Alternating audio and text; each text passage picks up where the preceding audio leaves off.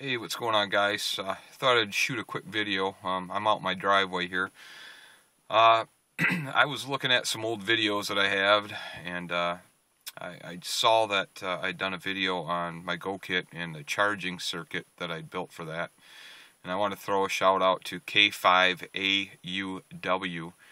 That's his website and his design that I followed. If you do a Google search and type K5AUW in, you'll pull up his name and probably his circuit that he designed. And I kind of copied that circuit, and that's what I used in my GoKit. And I just built another one of those circuits here in my truck, so I thought, well, I'd shoot another video on that and kind of show you how I incorporated it into my truck. And that can be used for anything, you know, if you're using your radio in your truck, or you know, if you've got a power inverter you're using that you use while your truck's off, anything that you really drag your battery down in your vehicle. Obviously, we know that vehicles' batteries like you know, a quick 100-200 amp discharge to start the engine, then to be charged right back up. It really doesn't like to be drug way down and then charged way up. You'll destroy your battery quickly, and I've done that twice now in my truck, so I wanted to you know, rectify that somehow. And what I do is, you know, if there's any kind of weather coming in, you know, I do net control quite often for Muskegon County Skywarn, and maybe we just got a big winter storm going through. I don't like to be stuck in front of my radio downstairs for, you know, 6-7 hours at a time. You know, if people want to check into the nets or so on and so forth, I've got to be right down there. So I thought it'd be great to carry my HT or my portable radio around, and the problem with that is this radio right here, I can't hit the repeater on 5 watts from inside my house, and so that really doesn't do me any good. I can receive okay on it in the house, but as far as hitting the repeater, which is about 20 miles away from here, it just doesn't work. But my truck here, hope this comes through okay. My truck radio here has cross-banding capabilities, and if you see on the right hand side, it's got 443 megahertz, which is a 70 centimeter band, and the left side of the radio has got the 2 meter band, the 146 megahertz, and that right now is on our Skywarn frequency. Anyhow, I can transmit with this radio on that frequency, same frequency, 443950. I can transmit with 1 watt from my house into the right hand side of the radio there. The right hand side will shift it over to the 2 meter side and then push it out on whatever I have it set. Obviously, if you're running off external battery, you want to use the least amount of power as possible, so I've got it down to 10 watts. And with this radio and my mobile antenna on my roof, I can hit the repeater just fine. So it goes from my HT in the house into the side of the radio, over to the 2 meter side, and up on 10 watts into the repeater. And I hit it just fine.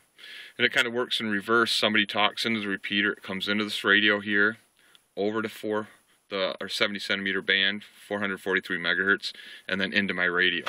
So I can walk around my backyard, you know, upstairs, work in the garage, whatever I need to do, and I can still hit the repeater and hear what's going on. So, you know, that is kind of, you know, what I use this circuit for anyhow. And, you know, if you're going to have the radio on for 7 or 8 hours, you're really going to drag down the battery, and it's not good.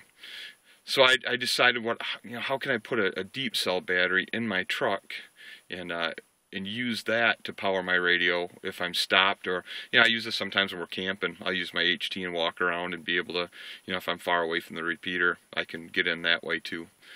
So I'll show you what I've done. Pull my key out real quick.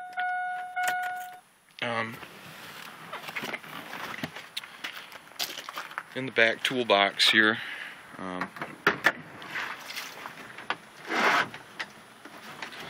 I've got the deep cell battery that I put in here, and that just runs up through the grommet in the side, down through the bed, along the board here, up into this on-off switch, and then in here. And this is where the circuit comes in handy. Here's the circuit right here, and this is the same circuit I built for my GoKit downstairs. And it runs from the on-off switch up into this black wire coming down. This wire right here runs the radio, and this is my truck power coming in. And so if my truck is on, it comes down through this wire over and out to the radio.